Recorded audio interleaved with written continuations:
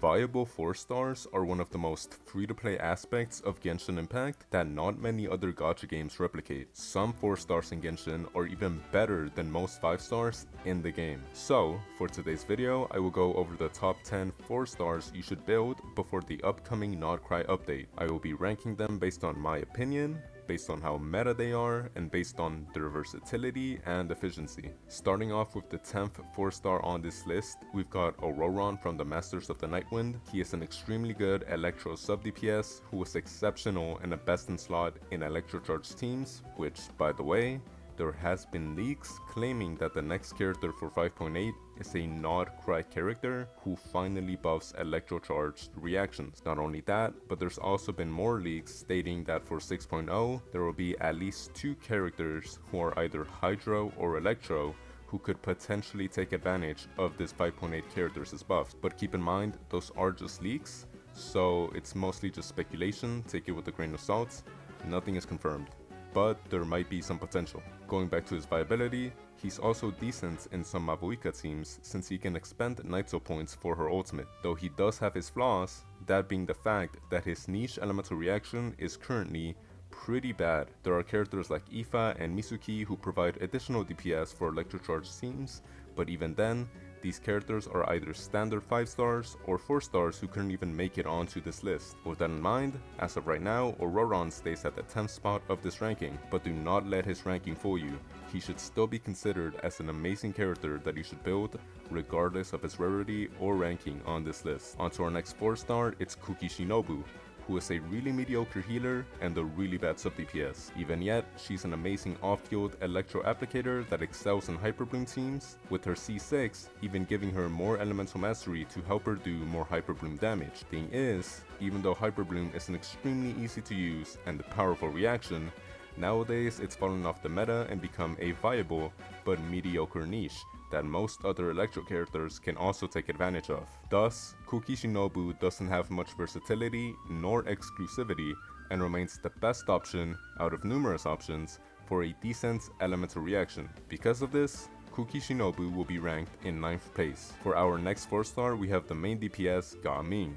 Gaming has gotten a massive resurgence of attention after players have finally found out how good he truly is. He does a tremendous amount of damage through plunge and vaporize/melt reactions, some even arguing that he is a top 5 DPS in the game due to his insane damage calculations. Regardless, Gaming is only a main DPS who works on a limited amount of vaporize/melt teams and requires a lot of really good supports to reach those quote-unquote insane damage calculations. Thus, even though Gaming has the highest personal damage as anybody else on this list, his versatility is nowhere near as good as everyone else's, since he is only a main DPS and doesn't have any sub DPS off-field application nor support capabilities. Because of this, Gaming will be ranked in 8th place. For our next 4 star, we have the best Electro sub DPS in the game, Fischl. Like I said, Fischl is without a doubt the best Electro sub DPS in the game, who is arguably only on par with the likes of 5 stars like Yae Miko and the Raiden Shogun herself. Her single target,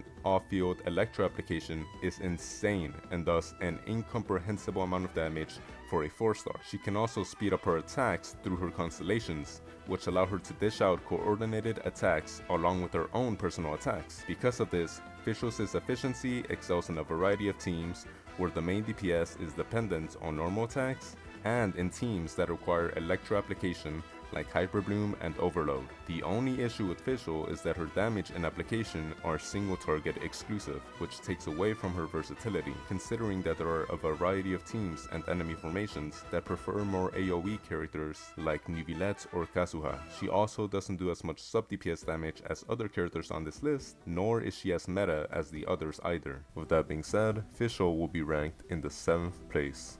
On to the next 4 star, it's Qin Shuo. Qin Shuo is one of the 3 best off-field sub-DPS Hydro applicators in the game, third only to Yelan and Furina. His versatility is off the charts, considering that Hydro has so many good elemental reactions that a myriad of teams make use of, like Electrocharge, the Vaporize, Frozen, and other unique Dendro reaction teams. He also has damage on par, if not even better, with Fischl's sub DPS, who is also dependent on normal attacks, meaning that just like Fischl, he too is insane in a variety of teams where the main DPS is dependent on normal attacks. He also provides interruption resistance, which makes him even better for main DPS characters that do damage through their normal attacks, and he has a bad amount of healing, but it's there nonetheless. The only issue with him is that his ultimate cooldown is humongous, to the point to where it ruins a lot of rotations, and once again, his damage and application is single target just like Fischl. But unlike Fischl, the other alternatives that are on par with this rapid, off-field Hydra application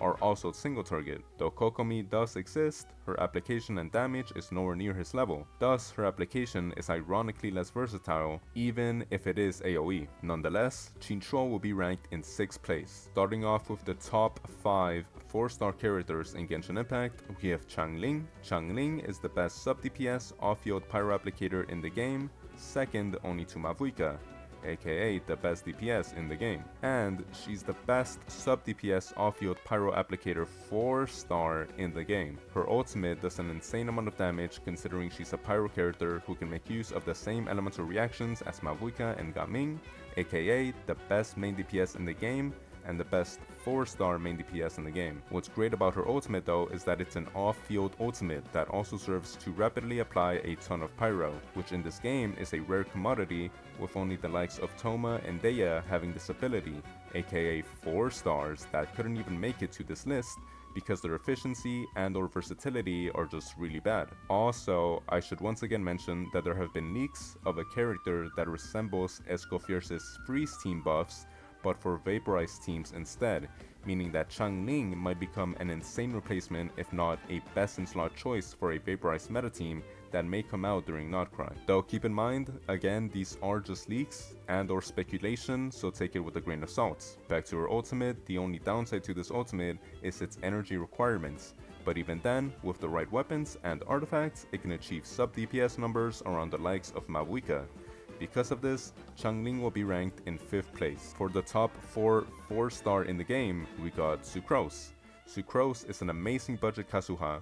She's able to pull in enemies, apply the elements she throws with her ultimate, shred resistances with a Viridis and Venereer set, and her C6 has only half of Kazuha's average elemental damage boost.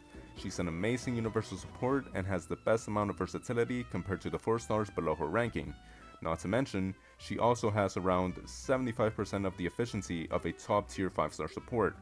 Her only downside is that even though she has amazing versatility and is a budget version of a top tier 5-star support, her efficiency still isn't as good as the next characters on this ranking, nor is she as meta right now. Because of this, Sucrose is ranked in 4th place. For the top 3 4-star characters in Genshin Impact, we have Chefrus. Chefrus is an exceptional support for Electro and Pyro characters, being the best in slot for any Pyro or Electro character that isn't a Natlan character. Though her playstyle may be restrictive, allowing only Pyro and or Electro characters on her team for her buffs to activate, her buffs can revive characters that have fallen off the meta and make them viable again. She has an easy to use kit with some of the best 4-star constellations in the game, which aren't even necessary to make her a viable support. She also provides a good amount of healing and pyro energy particles through her skill. Even though she's not meta for Mavuika and really only allows her to play in an inferior but still meta playstyle,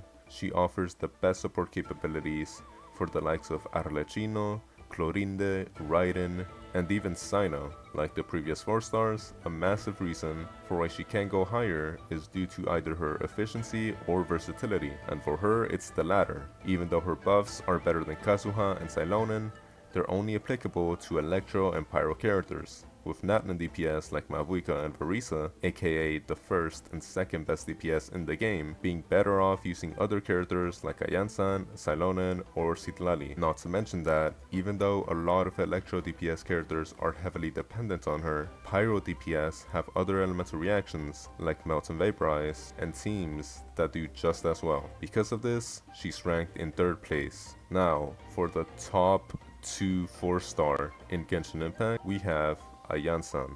Ayansan is an insane attack support that buffs Natlan, Overload, and Plunge hypercarry teams.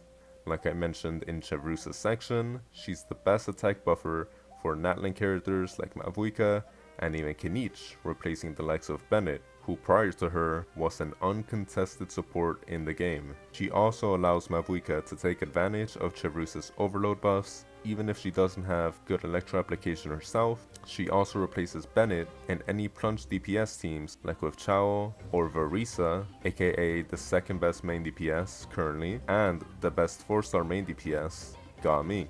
She's without a doubt on par with the likes of Silonen, Silali, Xianyun, and even Furina when it comes to support efficiency. The only reason she isn't any higher is because of her severe restriction of only being able to provide her buffs if the active character is traveling an excessive amounts of distance while fighting. Because of this, her versatility, although commendable, falls short of the top 4-star on this list. Regardless, Ayan-san is ranked at 2nd place. For some honorable mentions, we got Iona, a decent sustainer and cryo applicator who is the best, but pretty much the only replacements as a 4-star for cryo teams such as Melts and Freeze teams. Lanyan is an insane shielder, almost on par with Zhongli in some cases, even better than him, that can also take advantage of the same Viridescence Venereer set that Kazuha and Sucrose use. Setos, I should also mention, considering that him at C6 is also a really good 4-star DPS, just like Ga-Mi, although he does have lower numbers than him. And then for the best 4-star in the game, Bennett. I already mentioned him in the Ayan-san section because I genuinely could not mention him when talking about her, considering that he's just a better version of her. A character that has been out since the beginning of the game, is the best 4-star and arguably the best support in the game. His attack bonus is massive, even greater than Ayan-san's, and so is his healing. Not only that, but unlike Ayan-san, his buffs are obtained by standing inside a circle, which is annoying and a deal breaker for some, but even then, this limitation is still way more forgiving than Ayan-san's distance traveled limitation. He can be used on any attack scaling team, meaning that other than, say, Hyperboom and Nubilet teams, he is a universal support and a best in slot in practically any team. Because of this, Bennett is ranked in 1st place without a doubt. So, for the final ranking, we got the Taser or Roron at 10th place, Hyperbloom Cookie in 9th, the best 4-star DPS, Ga-Mi in 8th, the best Electro sub-DPS off-fielder, Fischl in 7th place, the best 4-star Hydro sub-DPS off-fielder, Qingchuo in 6th place, the best 4-star Pyro sub-DPS off-fielder, Changling in 5th place, Budget Kazuha Sucrose in 4th place, Overload Chevrus in 3rd, Budget Bennett Ayan-san in 2nd place, and finally, yet obviously, Bennett himself in 1st place. Keep in mind that even those in lower rankings are still insanely good units you should build if you haven't, with some of them, aka Ororon and Changling, having huge potential for Nod-Krai according to some leaks. With that being said, I hope y'all enjoyed the video. Please like and subscribe if you haven't yet. It would be a great service if you did. Thank you and goodbye.